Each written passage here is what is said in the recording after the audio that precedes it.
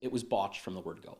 A vindicated Harris Bachnick wants everyone to know he's an innocent man who had his name and reputation dragged through the mud by Toronto police. Stolen vehicles were falsely registered to individuals that were not listed on the sales documents.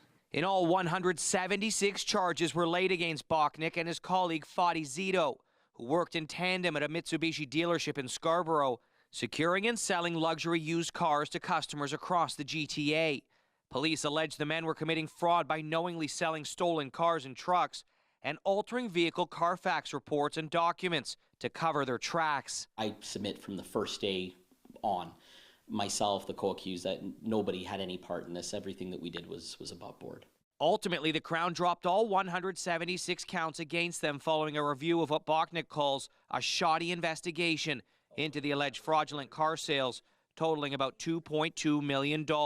Obviously, it's been a shock as to how shoddy it really was. Bachnick says he kept all the documents to prove his innocence. Now he's taking aim at police who investigated him for months prior to charging him last November. Since then, Bachnick says several banks have cut ties with him and his credit rating has taken a hit. He wants police held accountable, saying he's lost hundreds of thousands of dollars due to false allegations. I think part of it was a lack of understanding on the investigator side. They were looking at the wrong document. It may have been the right Carfax report, but it was the wrong report number, it was the wrong date. Once we were able to show the correct documents and that they weren't doctored, they weren't altered, everything fell into line pretty quickly.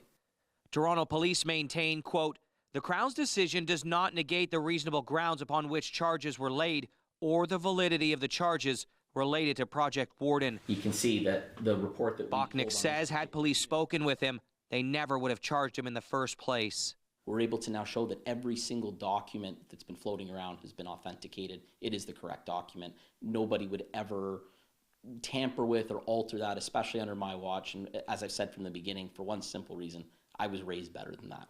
Bachnick saying he now wants his dealer's license reinstated so he can get back to doing what he loves, getting customers behind the wheel of their dream car.